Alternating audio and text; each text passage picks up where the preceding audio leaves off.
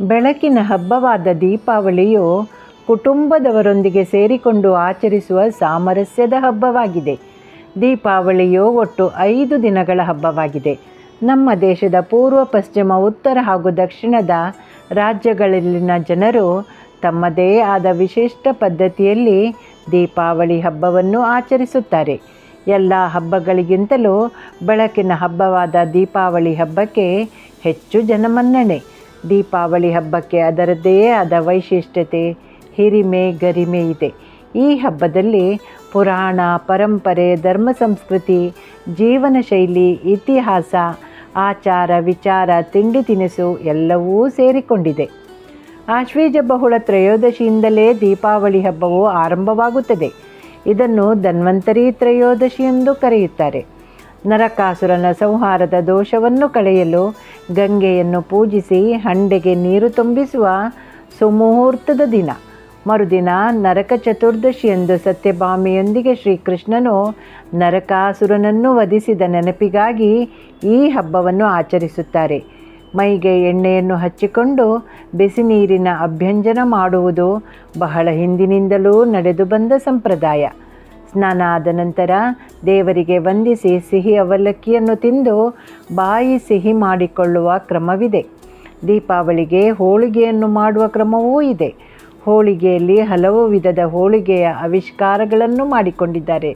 ಜನರು ಇಂದಿಗೂ ದೀಪಾವಳಿ ಹಬ್ಬಕ್ಕೆ ಹೋಳಿಗೆಯನ್ನು ಮಾಡಿ ತಿನ್ನಲು ಇಷ್ಟಪಡುತ್ತಾರೆ. ಅಮಾವಾಸ್ಯೆಯಂದು ಪ್ರಭು ಶ್ರೀರಾಮನು ರಾವಣನ ಸಂಹಾರ ಮಾಡಿ ಸೀತಾ, ಲಕ್ಷ್ಮಣ, ಹನುಮಂತ ಸಮೇತನಾಗಿ ಅಯೋಧ್ಯೆಗೆ ಮರಳಿ ಬಂದ ದಿನ. ಇಂದು ಧನಲಕ್ಷ್ಮಿ ಪೂಜೆ ಹಾಗೂ ತುಳುನಾಡಿನಲ್ಲಿ ಬಲೀಂದ್ರ ಪೂಜೆಯ ಸಡಗರ. ಪಾಡ್ಯದಂದು ಧಾನ್ಯಲಕ್ಷ್ಮಿ ಪೂಜೆ ಮತ್ತು ಗೋಪೂಜೆ. ಮರುದಿನ ಸಹೋದರನು ಸಹೋದರಿಯ ಮನೆಗೆ ಹೋಗಿ ಆಕೆಗೆ ಉಡುಗೊರೆಯನ್ನು ಕೊಡುವ ಭಾವದೂಜ್ ಹಬ್ಬ. ಹಬ್ಬದ ತಯಾರಿಯ ಕುರಿತು ಸ್ವಲ್ಪ ತಿಳಿಯೋಣ. ಹಬ್ಬವನ್ನು ಸ್ವಾಗತಿಸಲು ಮನೆ, ಅಂಗಡಿ, ಮುಂಗಟ್ಟುಗಳನ್ನು ಸ್ವಚ್ಛ ಮಾಡಿ ಮನೆಗೆ ಸುಣ್ಣ ಬಳಿದು ಸುಂದರವಾಗಿ ಹೂವು, ವಿದ್ಯುತ್ ದೀಪಗಳಿಂದ ಅಲಂಕರಿಸಿ ಸಿಂಗರಿಸುತ್ತಾರೆ. ಹಳ್ಳಿಗಳಲ್ಲಿ ಅಂಗಳ, ಬಾವಿಕಟ್ಟೆ, ದನದ ಕೊಟ್ಟಿಗೆ, ಬಚ್ಚಲು ಮನೆ, ತಾಮ್ರದ ಹಂಡೆ, ಕೊಡಪಾನ ಎಲ್ಲವನ್ನೂ ಶುಭ್ರವಾಗಿ ಬೆಳಗಿ ಹಬ್ಬಕ್ಕೆ ತಯಾರು ಮಾಡುತ್ತಾರೆ. ಇದು ಮುಖ್ಯವಾದ ಕೆಲಸ.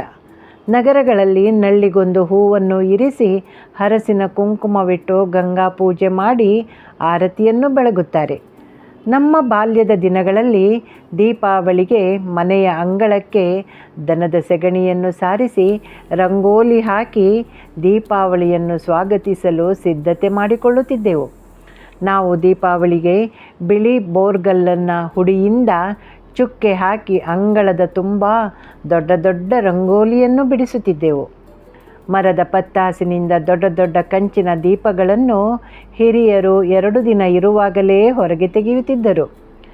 ಜಾಗ್ರತೆಯಾಗಿ ತೆಗೆದಿಟ್ಟ ಮಣ್ಣಿನ ಹಣತೆಗಳ ಡಬ್ಬಿಯು ಹಬ್ಬದ ತಯಾರಿಗಾಗಿ ಹೊರಗೆ ಬರುತ್ತಿತ್ತು.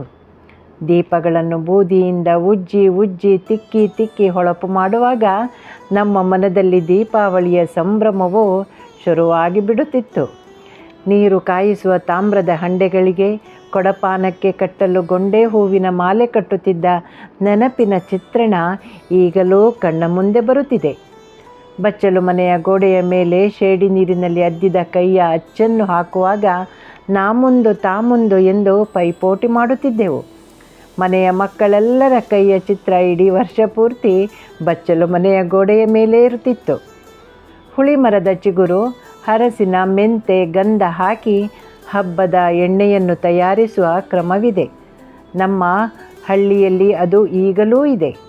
ಈಗ ಎಣ್ಣೆ ಎಂದರೆ ಮೂಗು ಮುರಿಯುವವರು ಎಣ್ಣೆ ಸ್ನಾನದ ಶಾಸ್ತ್ರವನ್ನಷ್ಟೇ ಮಾಡಿ ಮುಗಿಸುತ್ತಾರೆ. ಅಮಾವಾಸ್ಯೆಯಂದು ಲಕ್ಷ್ಮೀ ದೇವಿಯ ಪೂಜೆಯನ್ನು ಮಾಡುತ್ತಾರೆ. ಹೂವಿನಿಂದ ದೇವಿಯನ್ನು ಅಲಂಕರಿಸಿ ಬಂದವರಿಗೆಲ್ಲ ಸಿಹಿ ಹಂಚಿ ಹಬ್ಬದ ಊಟವನ್ನು ಎಲ್ಲರ ಜೊತೆಗೆ ಸವಿಯುವುದೇ ಹಬ್ಬದ ಸಂಭ್ರಮ. ರಾತ್ರಿ ಮನೆಯವರೆಲ್ಲರೂ ಒಟ್ಟಿಗೆ ಸೇರಿ ಪಟಾಕಿ ಸಿಡಿಸಿ ಆನಂದಿಸುತ್ತಾರೆ. ಅಮಾವಾಸ್ಯೆಯ ದಿನ ಹಳ್ಳಿಗಳಲ್ಲಿ ಕೃಷಿಕರು ಬಲೀಂದ್ರ ಪೂಜೆಯನ್ನು ಮಾಡುತ್ತಾರೆ. ಹೊಲಗಳಲ್ಲಿ ದೀಪದ ದೊಂದಿ, ಹಚ್ಚಿ ಎಲೆ ಅಡಿಕೆ ಹೂಗಳನ್ನಿಟ್ಟು ಬಲೀಂದ್ರನನ್ನು ಕರೆಯುತ್ತಾರೆ. ಬಲಿಯು ಭೂಮಿಗೆ ಬರುವಾಗ ಅವನ ಸ್ವಾಗತಕ್ಕೆ ಎಲ್ಲೆಡೆ ದೀಪವನ್ನು ಬೆಳಗುತ್ತಾರೆ. ಹಟ್ಟಿಯಲ್ಲಿರುವ ದನಗಳಿಗೂ ಸ್ನಾನ ಮಾಡಿಸಿ ಸಿಂಗರಿಸಿ ಗೋಪೂಜೆಯನ್ನು ಮಾಡುತ್ತಾರೆ. ನಗರಗಳಲ್ಲಿ ಅಮಾವಾಸ್ಯೆಗೆ ಧನಲಕ್ಷ್ಮಿ ಪೂಜೆ ಮಾಡಿದರೆ ಪಾಡ್ಯದಂದು ಧಾನ್ಯಲಕ್ಷ್ಮಿ ಪೂಜೆ ಮಾಡಿ ಸಂಭ್ರಮಿಸುತ್ತಾರೆ. ವಿಕ್ರಮ ಶಕೆಯ ಪ್ರಕಾರ ಮೊದಲೆಲ್ಲ ದೀಪಾವಳಿಗೆ ಹೊಸ ಲೆಕ್ಕ ಆರಂಭವಾಗುತ್ತಿತ್ತು. ಅಂಗಡಿಗಳಲ್ಲಿ ಸಾಲ ಮಾಡಿದ್ದರೆ ಅದನ್ನು ದೀಪಾವಳಿಗೆ ಮೊದಲೇ ಚುಕ್ತ ಮಾಡುವ ಪದ್ಧತಿ ಇತ್ತು. ನಂತರ ಪುನಃ ಹೊಸ ಲೆಕ್ಕ ಶುರುವಾಗುತ್ತಿತ್ತು. ಈಗ ಇಂತಹ ಅರ್ಥಪೂರ್ಣ ಪದ್ಧತಿಗಳೇ ಕಾಣೆಯಾಗಿವೆ. ಹಬ್ಬದ ಆಚರಣೆಯನ್ನು ಕುಟುಂಬದ ಸದಸ್ಯರೊಂದಿಗೆ ಹಿರಿಯರೊಂದಿಗೆ ಆಚರಿಸುವ ಕ್ರಮವನ್ನು ನಾವು ಬೆಳೆಸಿಕೊಳ್ಳಬೇಕು. ಹಿರಿಯರನ್ನು ಗೌರವಿಸಿ ಕಿರಿಯರನ್ನು ಪ್ರೀತಿಸಬೇಕು. ಹಿರಿಯರು ದಾರಿದೀಪವಾಗಿ ಆಚರಿಸಿದ ಇಂತಹ ಹಬ್ಬಗಳನ್ನು ಖಂಡಿತವಾಗಿಯೂ ಆಚರಿಸಿ ಸಂಭ್ರಮಿಸಿರಿ. ಸಿಹಿ ತಿಂಡಿಗಿಂತ ಸಿಹಿ ಮಾತುಗಳು ಹೆಚ್ಚು ಪರಿಣಾಮಕಾರಿ. ನಿಮಗೆಲ್ಲರಿಗೂ ಸಡಗರದ ದೀಪಾವಳಿ ಹಬ್ಬದ ಶುಭಾಶಯಗಳು.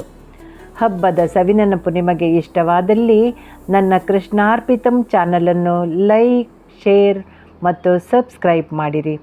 ಎಲ್ಲರಿಗೂ ಶುಭವಾಗಲಿ. ಧನ್ಯವಾದಗಳು.